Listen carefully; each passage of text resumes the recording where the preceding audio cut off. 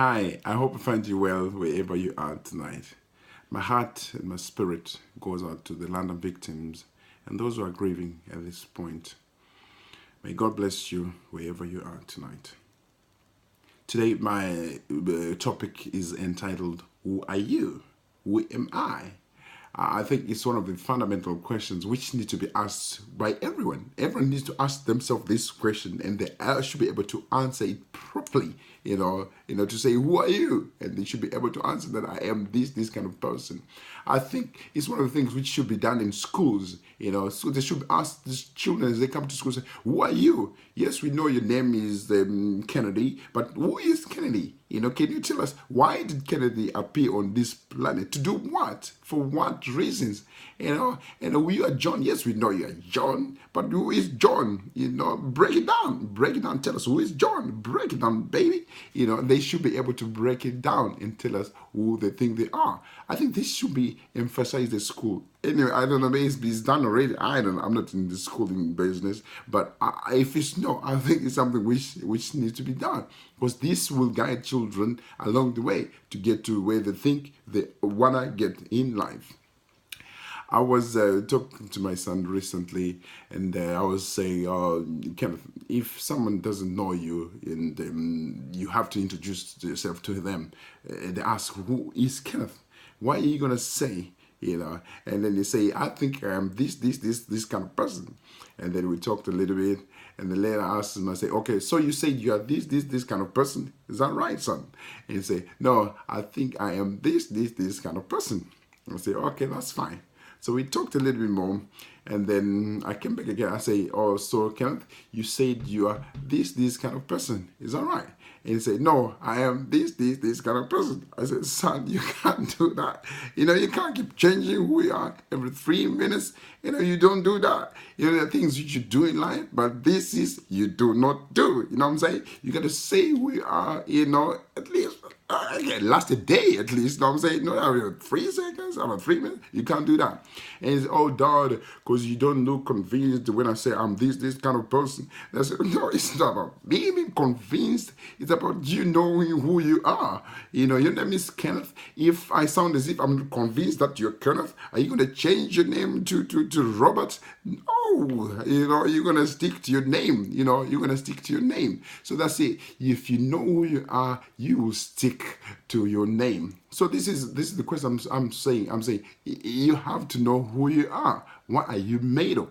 Why did you come on this planet? Why did you appear on this planet? For what reasons? And all these things will come with it. So it's a tragic thing sometimes to go throughout your life thinking that you're this kind of person, only very late in life to realize that you are not that person. You are so far away from who you thought you was. You've wasted resources, you've wasted money, you've wasted time, you've wasted your life, and only to realize that you're not that person. It's tragic. And we've heard stories of people who thought they're this kind of person, later they didn't know. And these things happen all the time because people failed to answer those questions still very early in life. Not knowing who you are, it makes people change jobs, change careers, change other things in life, just like that, because they don't know who they are. If they knew that they are this kind of person, then they will stick to what they are doing. And I know people who got 5 degrees, 5 different degrees. I think you do know as well. People, they are not related. These degrees are not related. And I'm saying, well, why would I want to waste 4 years on 5 years on a degree and leave it and do another 3 years on a degree and another different degrees? We are not related. Because I think this is fundamentally someone has failed to answer this question: who are you? And what are you going to be doing in life? Why did you appear here on earth? Some of the things can be corrected later in life. Yes, we've had there's some success stories, like the KFC guy, Colonel Saunders. Yes, we know he was late in his life, and he was failing, and until that point in time, we discovered the recipe about chicken, and he's turned his life around.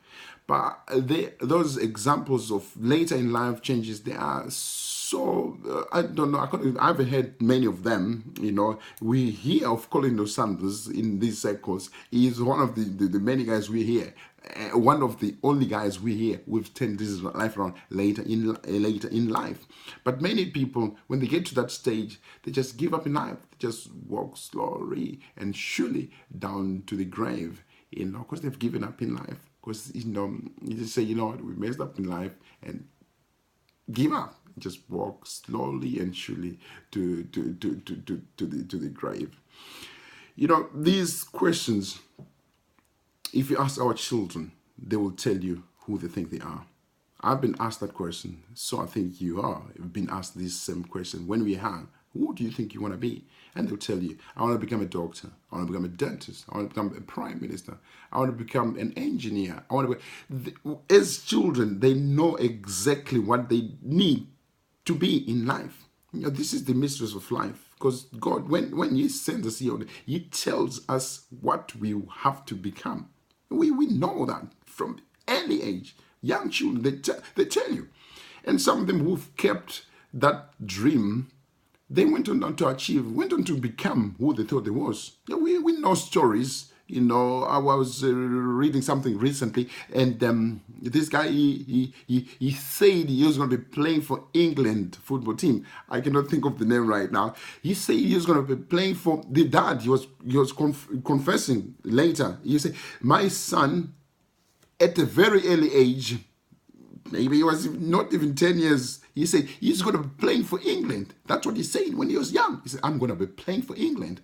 And he did. So on his first game for England, the dad was saying, oh, my son, he did say you'll be playing for England. And he did play for England, So we know these things from very early age. But you know what happens? Sometimes we transgress along the way, and we don't get to do what we're supposed to be doing in life. So my advice and my plea to you today is, I think let's go back to those children days, to those kids days. Children are fearless. They will tell you, I want to become the prime minister. And now as adults, I hate to imagine anyone telling me that they want to become prime minister, when they're 30, because, sometimes it doesn't happen. I'm not saying it won't happen. Yes, there's people who still got that thing in themselves. There's still that child in them. There's still that ambition in them. That's what I'm calling for. That let's revive that child inside us one more time. Let him bring up again, and those ambition, those goals, let them be brought back again, and ask who you are. Why did you come on earth? For what? And the answers are still within us, and we find out who we are, and we go on to achieve those things and those goals. Let's go back on the mirror. It's so interesting. I went to the mirror the other day, and I looked straight in the mirror into myself. I say, who am I? Who is Kennedy? I was just reflecting back to say, who am I? Just try it. Just try on your own. When there's no one in the room, when no one is, just go on the mirror and look straight in the mirror. You'll be amazed what will come back to you. Your face start to change. You think you look this much. When you look on the mirror and start asking those questions, who are you? Who are you? Who are you? Your face start to change. You start to see a different person altogether. I'm telling you, I've done this thing. Go and do it, and you'll tell me how you feel. So go back on the mirror, look in the mirror, ask yourself, who are you? And you'll find out who you are. If you have transgressed, that can kickstart the way back to where you should be, and you become who you want to be. And the last thing I'm going to say is, finding out who you are is a never-ending process. Initially you know that you are this kind of person, but it evolves. It's always changing, and new things are coming, adding on top of who you thought you was. So it's not a one-off thing that I know I'm this and close the books. No, it's an ever-changing, it's evolving, always it's soul-finding. Every time we find who we are, we'll be amazed. What I didn't know yesterday, I now know today. And then what I did yesterday, which I didn't think I would do today, I can do today. So this thing is always evolving. We always find out who we are, and find out who we are, and eventually we will achieve in life. I encourage everyone to join the 10% success team, those who achieve things in life. Till we meet again, have a good time. God bless you.